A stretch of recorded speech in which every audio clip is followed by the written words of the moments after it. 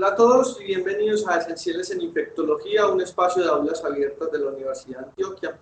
El día de hoy nos acompaña el doctor Luis Felipe Correa, quien es residente de tercer año de Medicina Interna de la Universidad de Antioquia, y con él vamos a discutir el tema del síndrome icterohemorrágico, un tema que por lo pronto considerábamos de escasa ocurrencia, pero en los últimos días hemos visto casos más frecuentes de lo normal de este síndrome icterohemorrágico, pacientes previamente sanos que posiblemente por la reactivación del turismo, por los viajes, están yendo a áreas endémicas donde estas enfermedades son más prevalentes. El dengue no se ha ido, el dengue continúa entre nosotros. Ahora en épocas de lluvias es muy importante esta patología entre nosotros. Somos un área endémica para dengue, algunos otros virus importantes entre nosotros, otros que traemos de otros sitios, leptospirosis, malaria, etcétera. Entonces es una gama de enfermedades con unas características clínicas muy similares de las cuales vamos a hablar el día de hoy.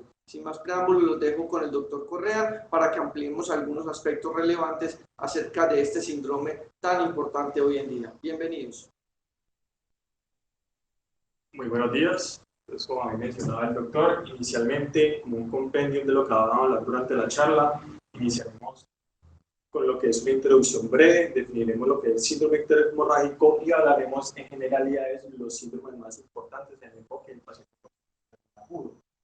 Ya específicamente, ya que connotaremos específicamente en algunos casos de esta entidad explícitamente como que tal no es un síndrome icterohemorrágico como tal, pero las manifestaciones clínicas, como decía ahora el doctor, pueden ser muy similares y en algunos casos clínicos graves pueden simular un síndrome icterohemorrágico.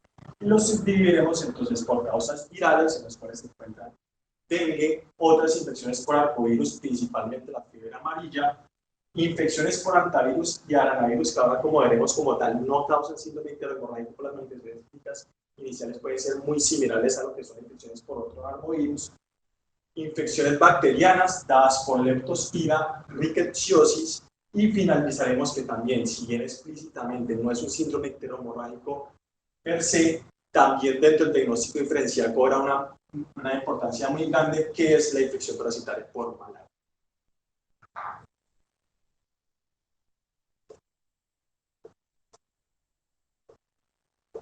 Entonces, a modo de introducción, en el enfoque específicamente en Colombia de los pacientes con síndrome febril agudo, conocemos que endopidérmicamente hay aproximadamente 60 especies que causan enfermedad en el ser humano. Y estas 60 especies aproximadamente están distribuidas en un 85% de lo que es el territorio nacional.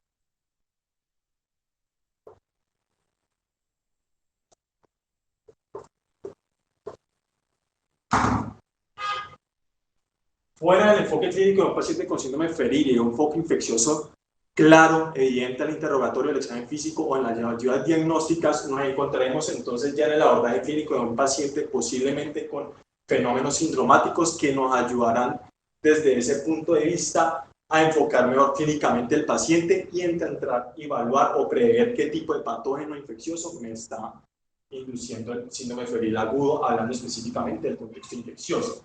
Dentro de ese síndrome febril entonces tenemos los síndromes febril con ocurrencia o manifestaciones principalmente dadas en piel. Aquí dentro de este grupo entonces encontraremos principalmente casi que todos los arbovirus.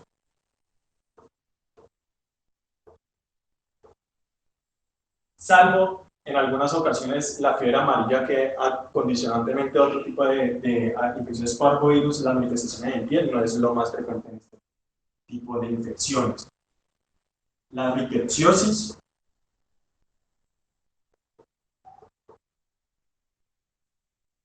aquí también, pero con mucha menor frecuencia, la leptospira. Aquí también se pueden encontrar lo que son infecciones por hantavirus, pero tampoco una manifestación más frecuente de espectros de enfermedad. Y usualmente todas las manifestaciones sintomáticas en piel se manifiestan principalmente por lo que son la aparición de exantemas. Obviamente, aquí hay otros tipos de enfermedades que no acotaré específicamente en este tema, que están infecciones por otro tipo de entidades patogénicas. Por ejemplo, está lo que es la rubeola, sarampión, que ya no tenemos como tal, infecciones por VIH, etc. Luego tenemos el síndrome respiratorio. Pacientes que usualmente manifiestan con síntomas respiratorios que se asocian frecuentemente al síndrome respiratorio, independientemente de la causa fisiopatológica que lleva a esto.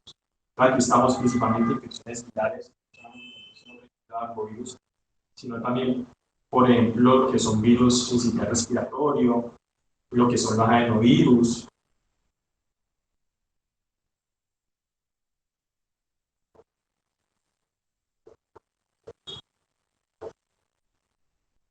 La influencia.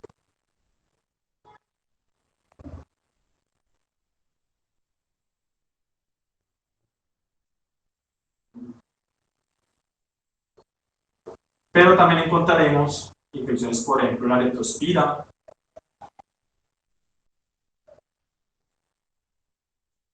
los hantavirus, no todos, etc. Luego, después del síndrome de piel, el síndrome respiratorio, encontraremos también lo que es las manifestaciones tanto ictéricas como hemorrágicas, que las voy a mencionar de último, pero encontraremos entonces otros fenómenos sintomáticos, por ejemplo, pacientes con febril y adenopatías. Aquí principalmente entonces encontraremos lo que es la toxoplasmosis, lo que es la infección por el virus y la infección por lo que es síndrome de la piel, respiratorio. Y luego vienen ya lo que son ya los síndromes inespecíficos, en los cuales la persona y la cantidad de síntomas mencionados por los pacientes no hacen parte de ninguno de los síntomas mencionados previamente, y las manifestaciones clínicas abarcan desde lo que es malestar general, astenia, anemia, mialgia, artralgias.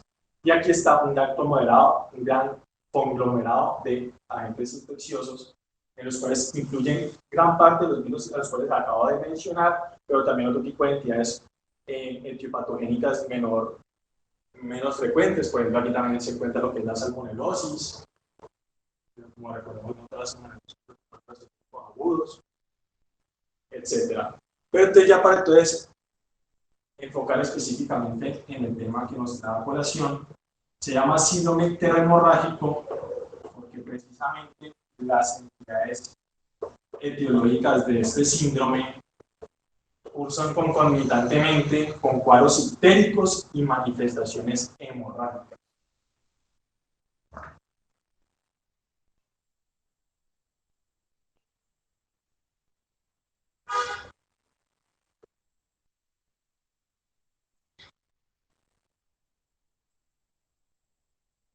Dentro de este grupo de manifestaciones hemorrágicas, entonces encontraremos principalmente lo que es la infección por arbovirus,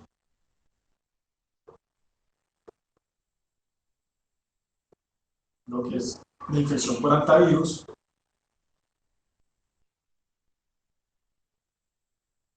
lo que es la infección por arenavirus, lo que es la infección por leptospira,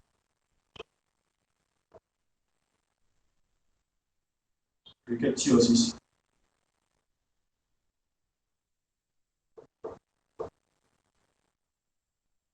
principalmente.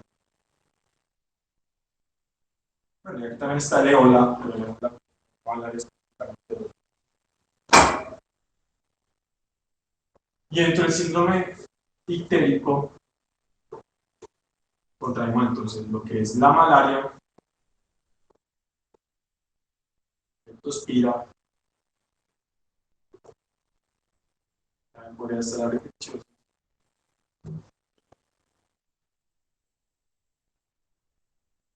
y infección por el virus del hepatotrophus, hepatitis A, B,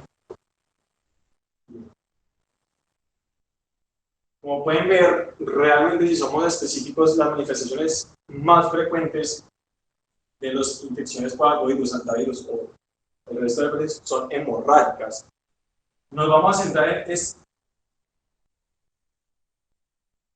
específicamente en estas entidades y es lo tema que abordaremos de aquí en adelante. Nos enfocaremos específicamente en las manifestaciones clínicas más usuales de cada una de estas entidades, plantearemos los posibles diagnósticos diferenciales de cada una de estas entidades, el agente etiológico, el vector el cual transmite la enfermedad y hablaremos finalmente lo que es un enfoque diagnóstico de cada una de estas y las pruebas ya sean moleculares o serológicas o aislamiento microbiológico si tenemos disponibilidad en cada una de estas enfermedades.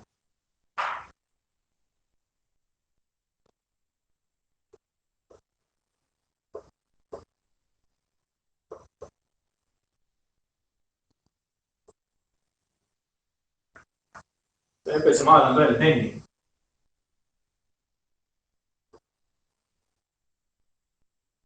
El dengue hace parte del grupo de los arbovirus de la familia Flaviviridae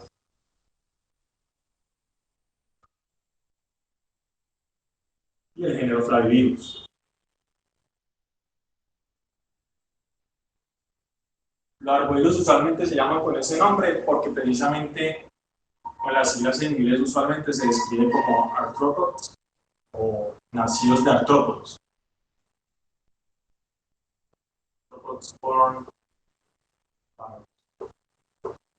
Entonces, como pueden imaginar, todos estos agentes infecciosos estaban mediados, o el agente vector transmisor está mediado por un vector. Específicamente en el dengue estamos mediados del agente transmisor por la familia Aedes, por los mosquitos Aedes, principalmente la Aegypti y en menor medida el Albicans.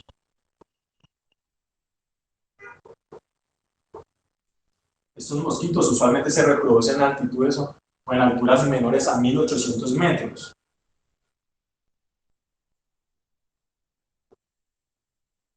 Por lo tanto, es mucho más frecuente en lo que es la distribución del tanto el suroeste colombiano.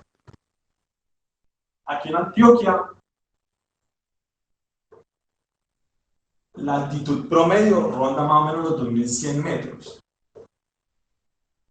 Pero específicamente en Medellín, nosotros estamos a una altura de 1500 metros. Y somos área endémica de dengue.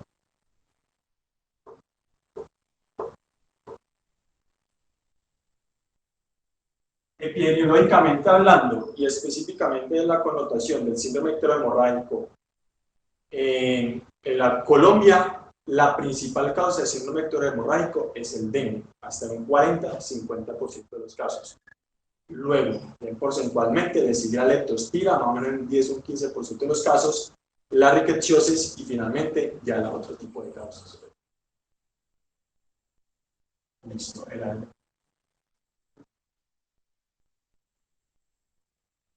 este virus es un virus ARN de cadena simple y en sentido positivo. El único reservorio infeccioso de este patógeno es el ser humano. El ciclo de transmisión es entre el mosquito y el ser humano. No hay otro reservorio de este específicamente.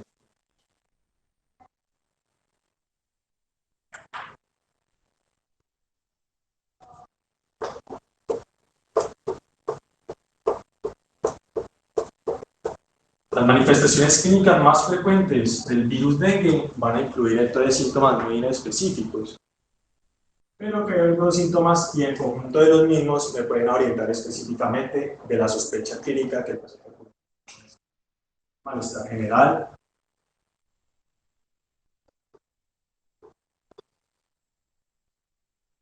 anemia,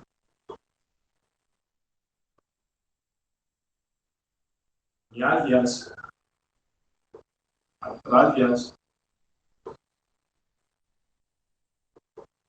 cefalea, dolor retroocular,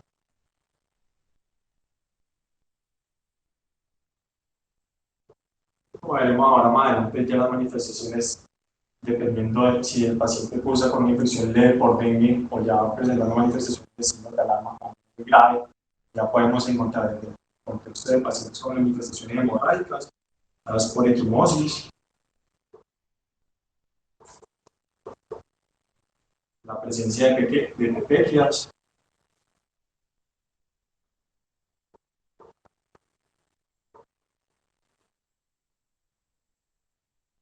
hemorragias de mucosas,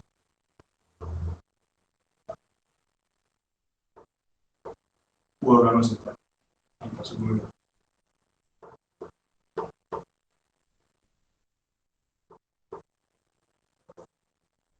Y ahora cuando hablamos específicamente del agente fisiopatológico del dengue, encontramos que puede alcanzar incluso hasta la disfunción multiorgánica y choque. Paso.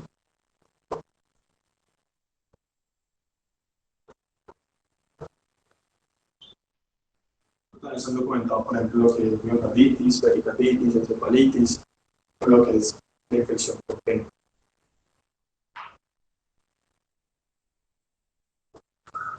Fisiopatológicamente hablando, estructuralmente el dengue tiene dos proteínas que pueden ser asociadas con algún tipo de connotación de importancia clínica. Uno es el antígeno NS1 y el otro es la glucoproteína E.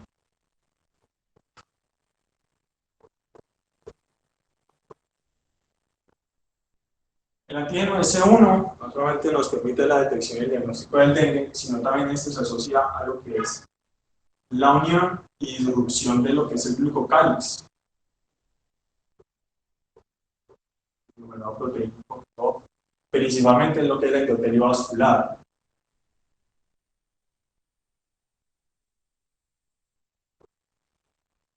Que en conjunto con la unión de la proteína a células inflamatorias, específicamente los monocitos, aumentan lo que es la liberación de mediadores inflamatorios y vasoactivos, y lo que es la inflamación endotelial, disrupción endotelial y aumento de mediadores inflamatorios es lo que usualmente se le atribuye lo que es la disfunción endotelial, característica del dengue y causa de la gran mayoría de síntomas y manifestaciones clínicas del enfermo.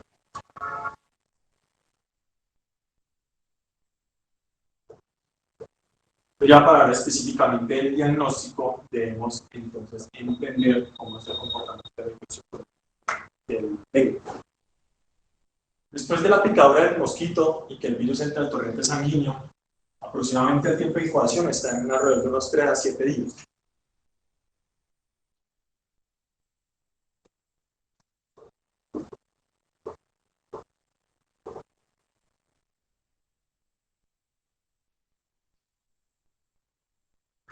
Y la primera etapa que vamos a tener es la etapa febril.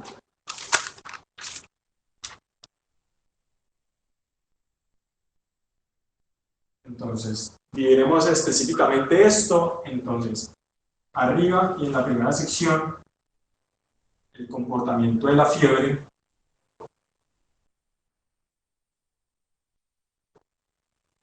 En la segunda sección hablaremos específicamente del comportamiento del hematocrito y el comportamiento de las plaquetas.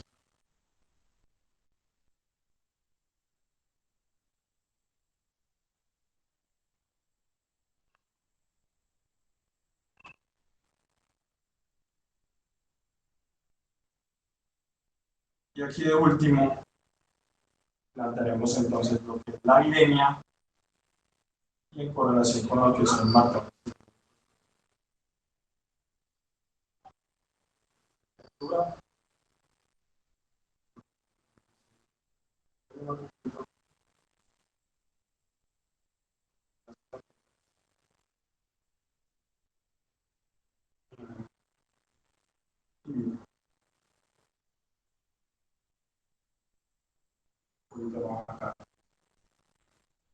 Y específicamente aquí el corte de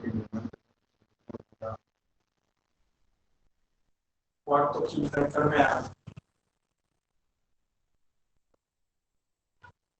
Y aquí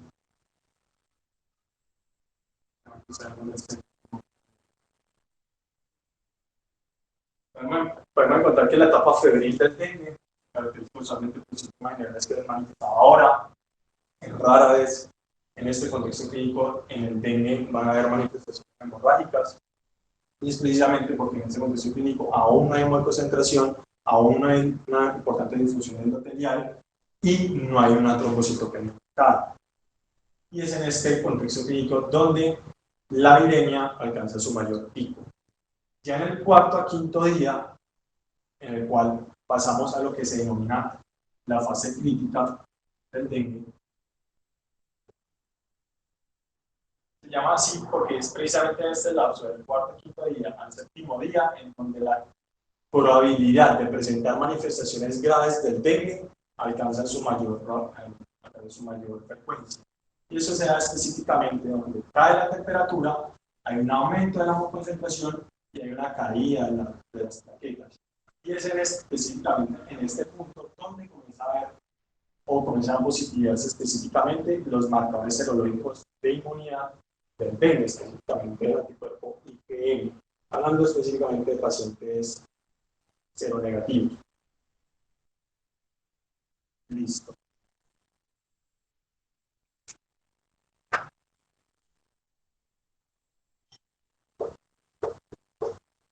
Como sabrán, el dengue tiene muchas manifestaciones clínicas, pero hay unas particulares las cuales me deben proveer ciertos signos de alarma, que es ahí donde la clasificación del dengue, el dengue leve o infección normal por dengue, dengue con signo de alarma y el dengue grave. Aquí están los síntomas usuales del dengue, tal vez habrá que acabar de mencionar la manifestación en piel, suele ser relativamente frecuente en la infección por dengue. Hay una distribución, pues, no es patológica como tal, pero observadamente en los pacientes con dengue, que es el exantema en fichas blancas en rojo. Lesiones maculopapulares que tienden a confluir y parece que formará como pequeñas áreas blancas y es distribuido principalmente en tronco. Los dígitos de alarma usualmente entonces están mediados por pacientes que tienen mucho dolor abdominal,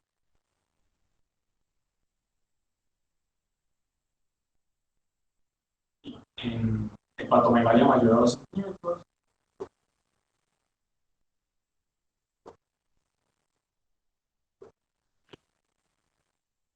que haya un rápido descenso en el control planetario y que este se correlaciona a una muy por un aumento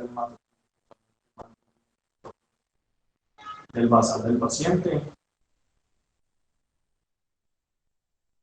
El paciente tenga síntomas neurológicos que no sean ya convulsiones o comas, sino por ejemplo que tenga somnolencia.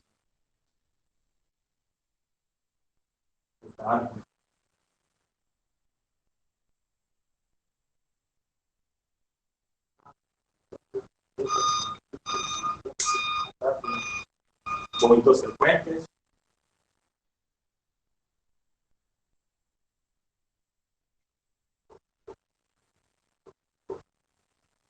Cualquier tipo de situación clínica la cual me puede llevar a un mayor riesgo que el paciente presente lo que por dengue. El dengue grave, aparte de la disfunción multiorgánica, ya algún tipo de lesión o daño de órgano blanco, por ejemplo, específicamente en el dengue, uno puede encontrar de una forma relativamente frecuente, una elevación hasta de 2 a 5 veces las transaminasas, y en eso específicamente connotar que sea un dengue grave. Pero incluso hasta con la doctora se convierte con signos de alarmas, pero llega hasta el punto de ser un dengue grave. La definición específica del dengue grave en el contexto de elevación de transaminasas por encima de 1000. La L3.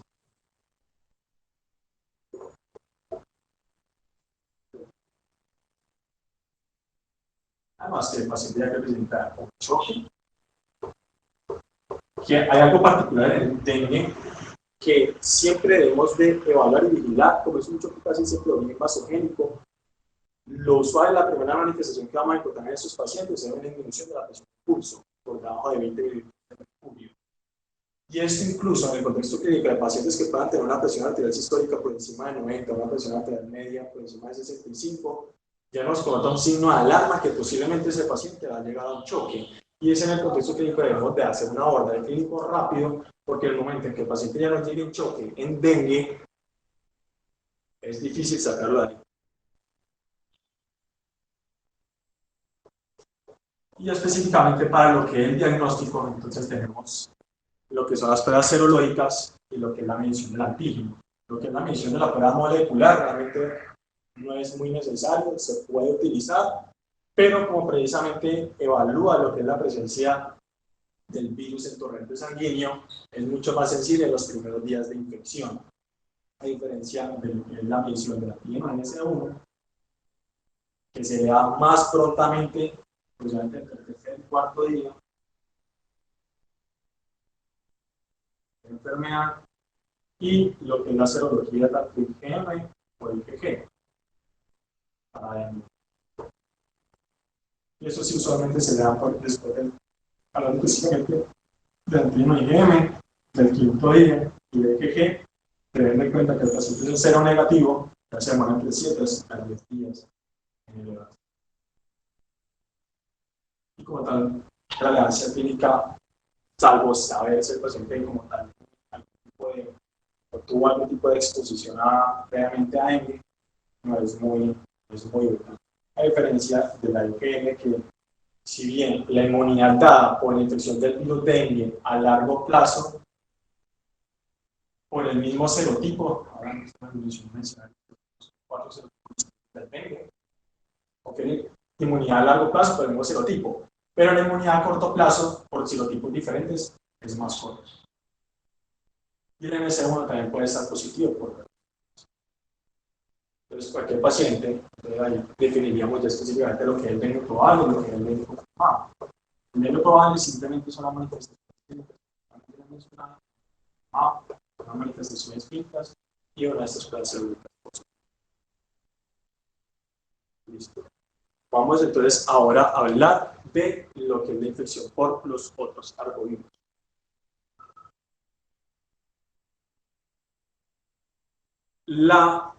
Como les mencionaba ahora, el arbovirus más frecuente en Colombia es el dengue, pero también se han dado cuenta que no es el único arbovirus, también se ha escrito en la literatura de infección aquí en Colombia, la infección por el chikungunya,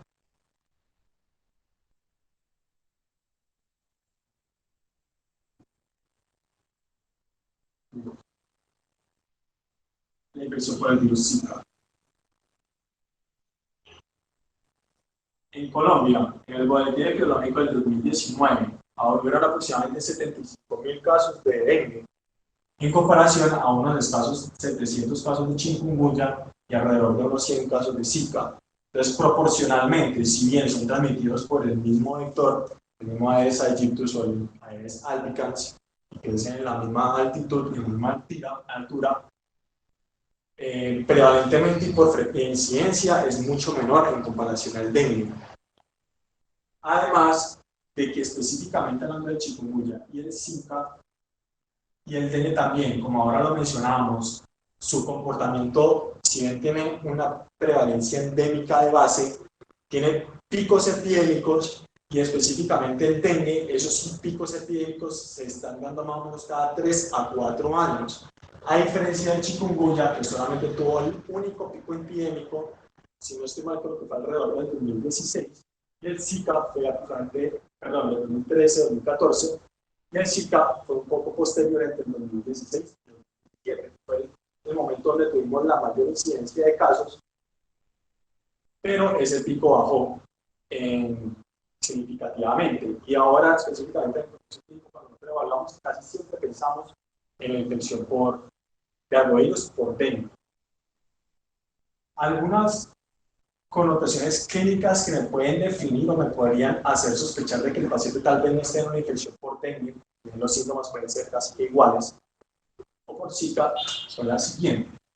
Específicamente de la infección por el chikungunya, particularmente no es un flavivirus, sino su Flaviviridae, hace parte de la familia Flaviviridae. El chikungunya usualmente lo que son los síntomas, manifestaciones generales y sistémicas, se prevé de lo que es dolor poliarticular, y el dolor poliarticular casi siempre es lo que predomina en este cuadro clínico. Usualmente inicia como un dolor poliarticular, las articulaciones que más se comprometen son las muñecas, pero pueden comprometer hasta 10, 20 articulaciones diferentes.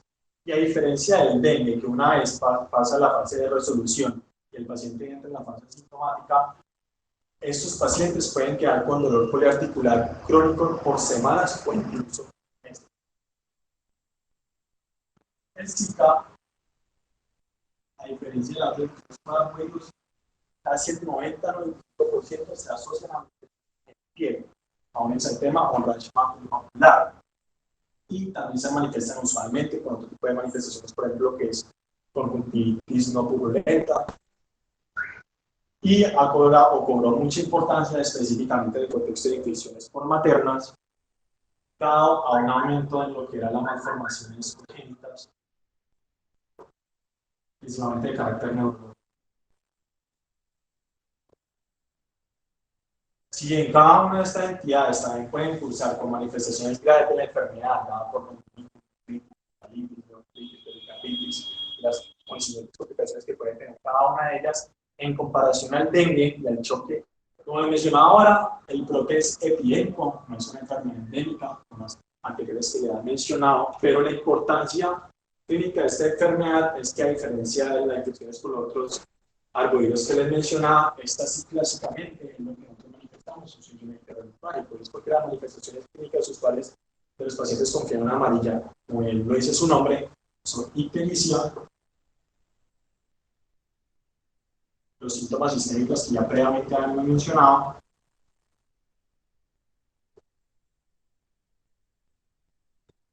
y manifestaciones hemorrágicas. Las manifestaciones hemorrágicas tienden a ser mucho más severas que los pacientes con dengue. E incluso la fiebre amarilla también tiene otro tipo de forma de denominarse, que es la fiebre negra. Y es porque estos pacientes pueden presentar hemorragia del tracto gastrointestinal, y esta se puede manifestar como hematemesis, pero no es la hematemesis en el globo rutilante, sino es una hematemesis de coloración negra. Por eso clásicamente se describe como también se llama negra. El periodo de incubación también es aproximadamente de 3 a 6 días. Los síntomas, el inicio de síntomas tienden a ser muy similar a comparación a otro tipo de infecciones por arbovirus, pero la evolución clínica del paciente tiende a ser más corta. Y la mortalidad rodeada específicamente por infecciones de la fiebre amarilla ronda entre un 20 y un 50%. Mortalidad realmente muy alta. Como tal, no tenemos tratamiento específico para lo que es la fiebre amarilla, pero a diferencia del dengue, sí tenemos una vacuna altamente efectiva para prevenir la misma. Una vacuna por virus atenuado en la fiebre amarilla, sí, y confiere una protección.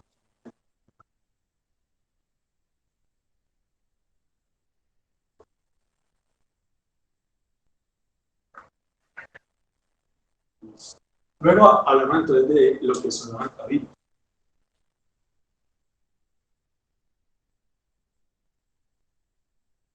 Y aquí cuidamos la de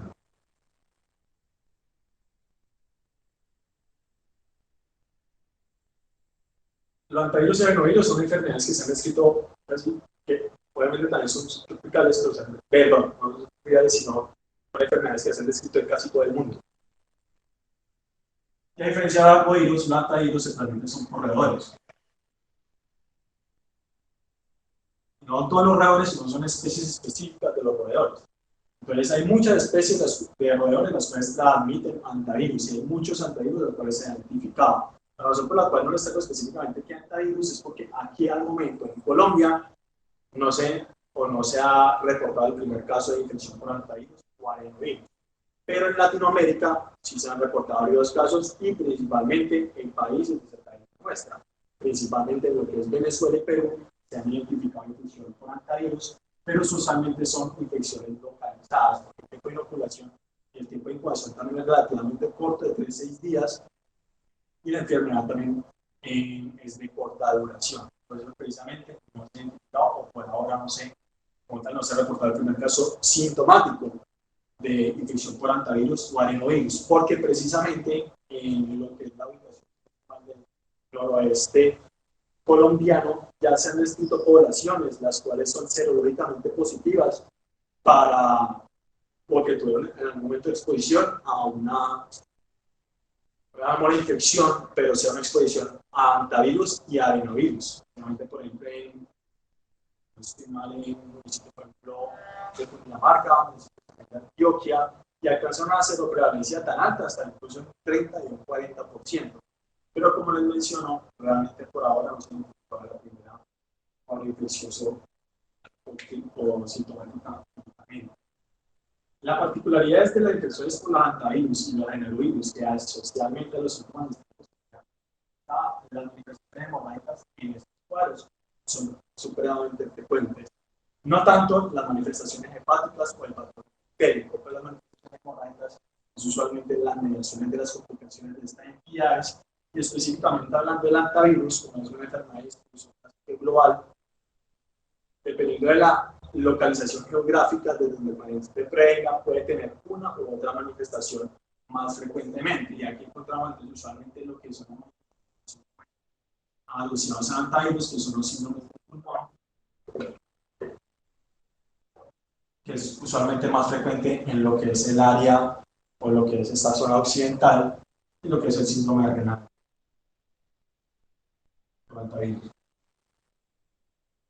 Que es más de localización asiática o por el este.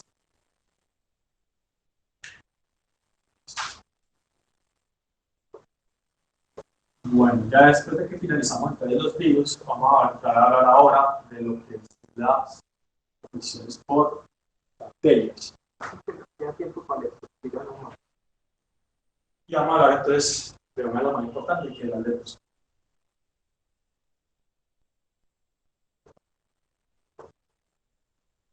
La leptospira es una espiroqueta.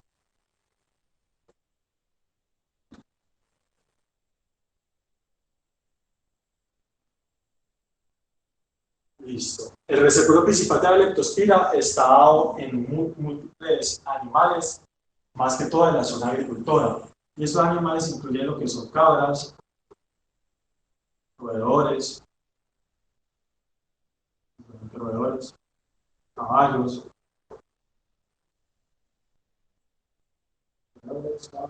cerdos,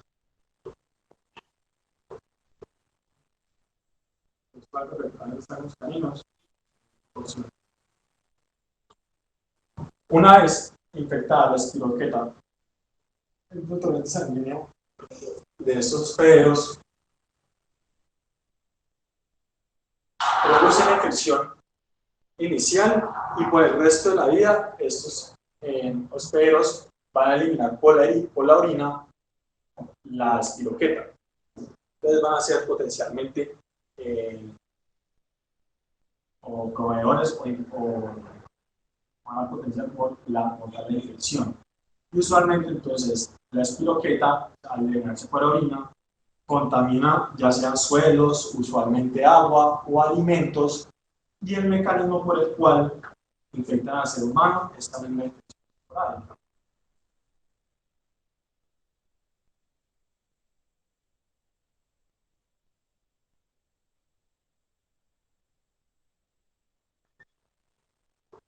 Usualmente por la contaminación de mucosas,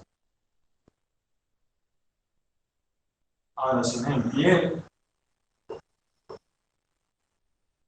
o lesiones en piel, y en menor medida por el consumo de alimentos contaminados,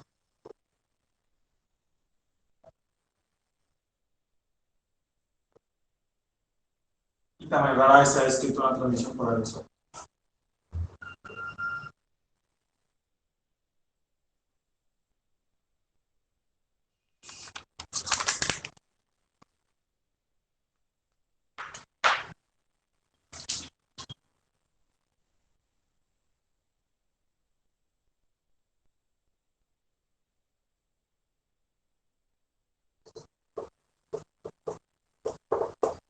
Al ser una espiroqueta, las tinciones usuales y los cultivos usuales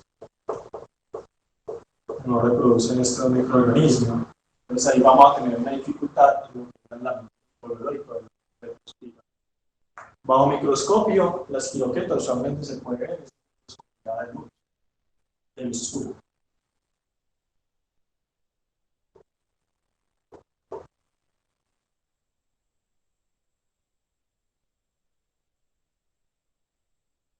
Se pueden tener aislamiento microbiológicos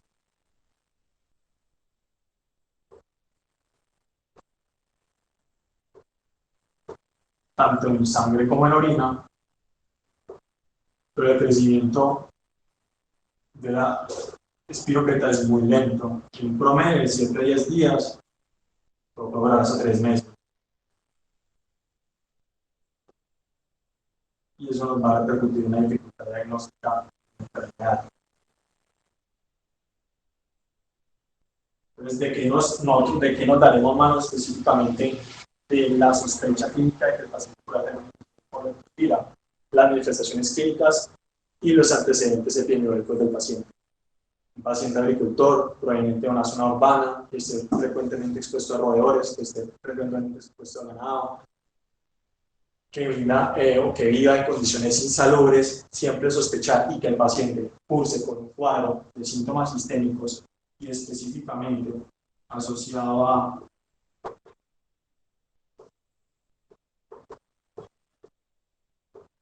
síntomas respiratorios,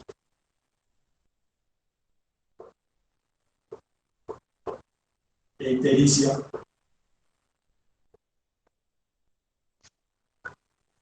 siempre pensar en la posibilidad de que el paciente pueda estar tratando con infección por leptospira. Porque se catalogó solamente como un síndrome interhemorrágico, si las manifestaciones clínicas de hemorragia con mucosas o la equimosis o las petequias no es frecuente la infección por leptospira. Es porque fisiopatológicamente la leptospira induce un fenómeno vascular.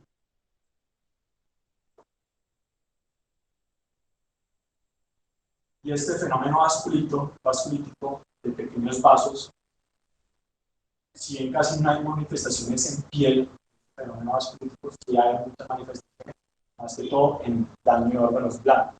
Incluye el hígado, usualmente se manifiesta con un patrón colestásico intrahepático, unas hiperbilirubinemias usualmente elevadas, han descrito hasta 40-60 miligramos por decilitro, y una discreta relación apenas de las transaminasas, no mayores a 200, es lo usual. O sea, puede que el paciente vaya a hacer la hepática renales, donde una de las manifestaciones más usuales es la nefritis intersticial. Y en este orden de ideas uno podría tener un análisis con hematuria, piuria y escasa proteinuria en un paciente con un seguimiento positivo y unos cimientos granulosos en el examen de orina. Y específicamente en el síndrome interhemorrágico, pacientes, los síntomas respiratorios o son atribuidos a sobrecarga del volumen, edema pulmonar o más frecuentemente a hemorragia alveolar, en mayor o en menor medida.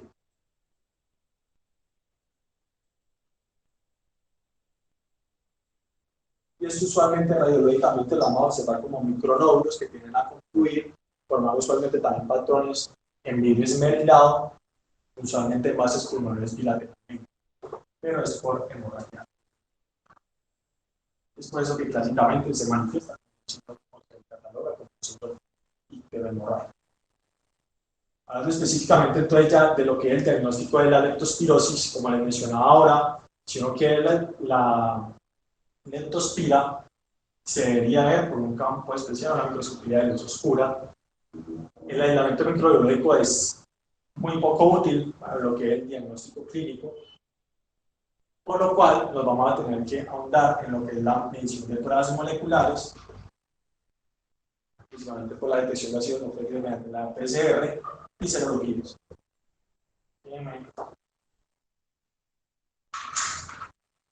¿Cuál es el problema una y cuál es el problema de la otra? La primera, la PCR, solamente aproximadamente los primeros 7 días de la infección sintomática de la infección por leptospira va a haber una carga bacteriana suficientemente grande en el torrente sanguíneo para la detección por la PCR.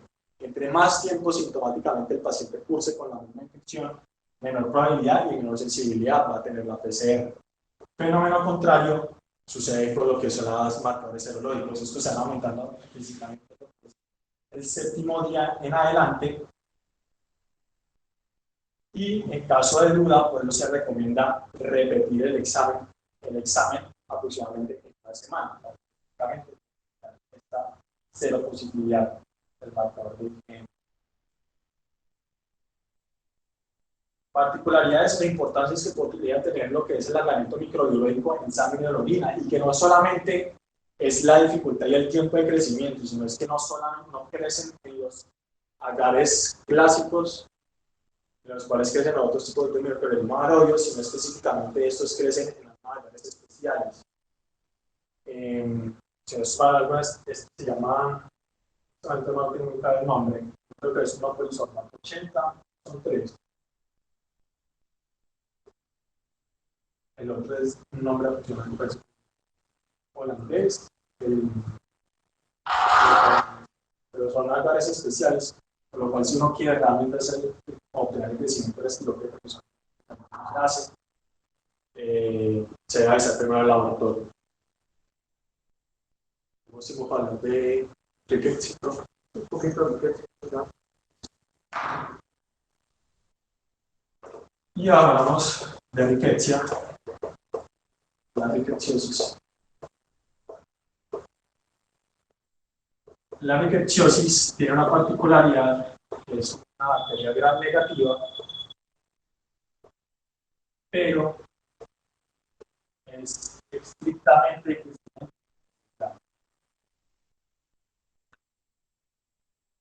se llama rickettsiosis porque rickettsias hay muchas. Y también es una enfermedad espiritual.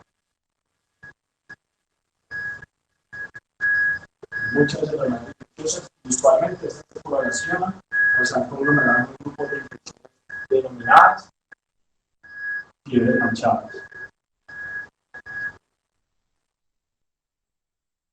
Y las fiebres manchadas tienen exclusivamente de lo que es la manifestación.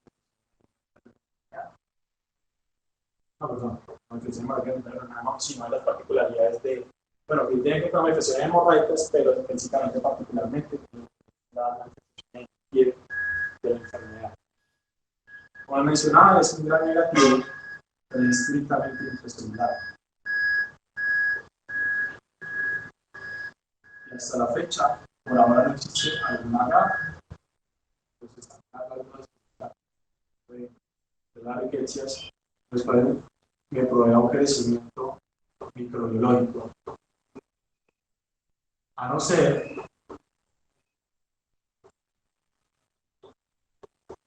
de que ese crecimiento microbiológico reduzca intracelularmente, por ejemplo, temas de huevos de pollos o de células cultivadas, para obtener lo que es el crecimiento intracelular. Entonces, lo que era el aislamiento microbiológico de las riquezas es realmente muy difícil.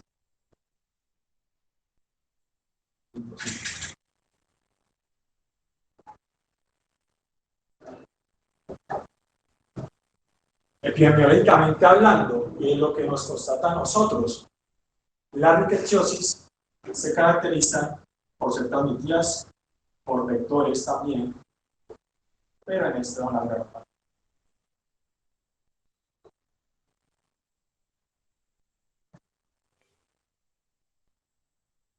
Hay muchas especies de garrapatas, las que se han descrito específicamente como vectores aquí en Colombia son la especie Amana.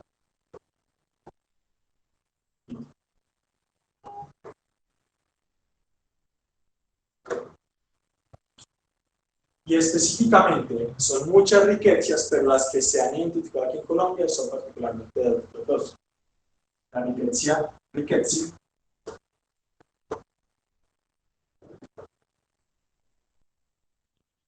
y la riqueza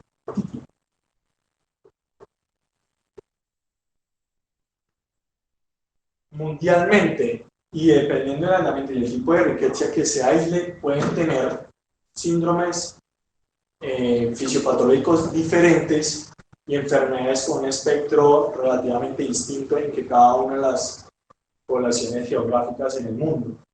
Específicamente de la riqueza la cual está identificada aquí en Colombia, aquí en el noroeste de Colombia, es la infección usualmente conocida como fiebre manchada, pero de las montañas rocosas.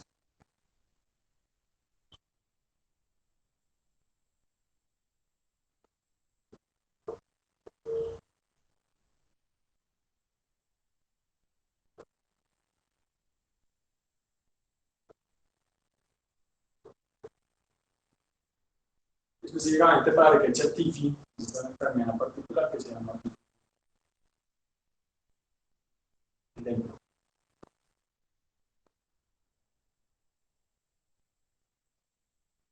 Clínicamente, aparte de los síntomas sistémicos que previamente casi todas las enfermedades comparten entre lo uno y el otro, la infección por Rickettsia rickettsii constituye o puede cursar por síndromes diftericos y adicionalmente manifestaciones hemorrágicas dadas principalmente en el contexto de la infección por las piedras montañosas, la aparición de un rash micropapular de pequeño diámetro, aproximadamente 1 o 2 diámetros, en el cual inicia primero en extremidades, en lo que son piernas, antebrazos, se va extendiendo el tronco y finalmente compromete palmas y plantas de los pies.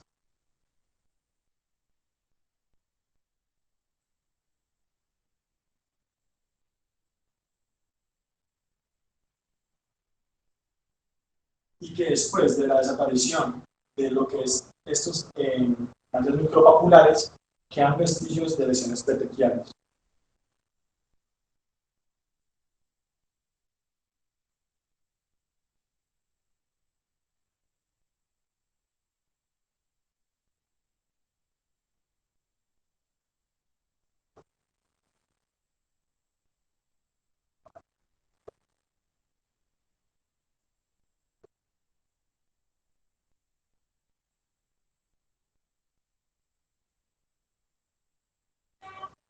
Entonces, específicamente hablando de lo que es el diagnóstico de lo que es la infección por rickettsiosis, como el elemento microbiológico va a ser tan complicado, en esta entidad también tenemos que echar mano entonces de lo que son las pruebas moleculares, la detección de ácidos nucleicos por la PCR o las serologías.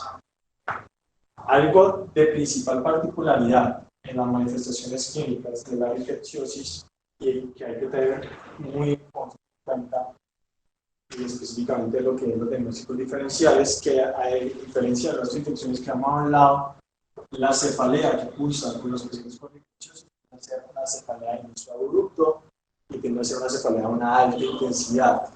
Eso, en el contexto de un paciente con rash maculopapular y un cuadro febril agudo, siempre nos debe plantear la posibilidad de importante de meningitis. Es uno de los principales diagnósticos diferenciales.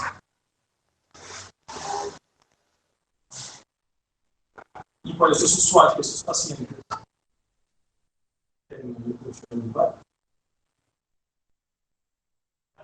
diferenciar las características del líquido cefalorraquídeo del paciente con una infecciosis. La infección está en precursar incluso con síntomas neurológicos y síntomas de meningitis.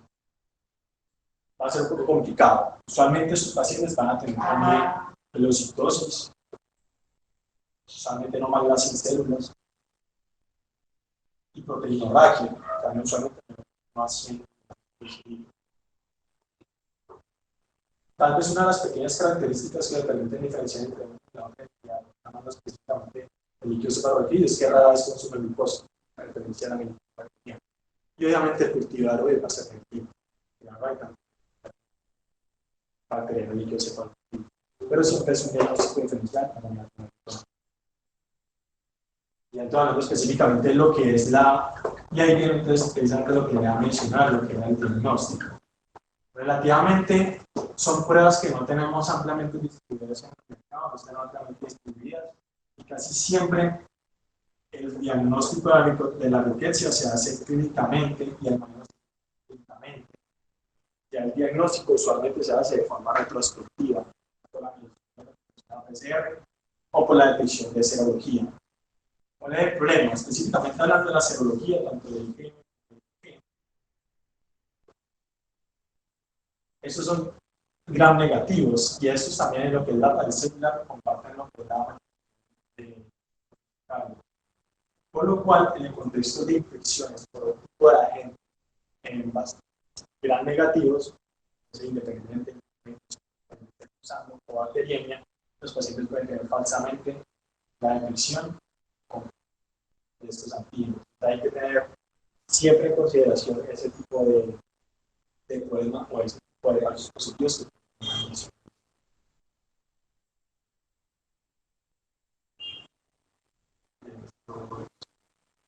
que esta es el motivo.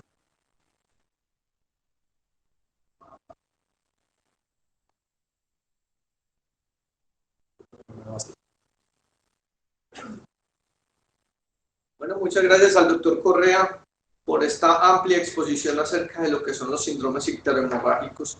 Nuestra idea era brindar un enfoque general de los pacientes que llegan con este tipo de patología, visto que hemos visto un aumento de este tipo de patologías y cuáles deberían ser las entidades a considerar. Hemos visto que hay una gran cantidad de agentes patógenos, muchos de ellos virales, otros bacterianos como Rickettsia, como Leptospira, e incluso algunos parasitarios como malaria, como babesia, mucho menos frecuentes entre nosotros y dependiendo de las características epidemiológicas de cada uno de ellos. Espero que esta revisión haya sido de utilidad, que les abra la mente a todos estos patógenos que pueden dar un cuadro clínico similar para que lo incluyan dentro de su diagnóstico diferencial y hagan el abordaje desde el punto de vista diagnóstico de una manera más amplia y adecuada. Recuerden, estos esenciales de infectología, un espacio de aulas abiertas de la Universidad de Antioquia y nos vemos en una próxima oportunidad. Muchas gracias por estar aquí.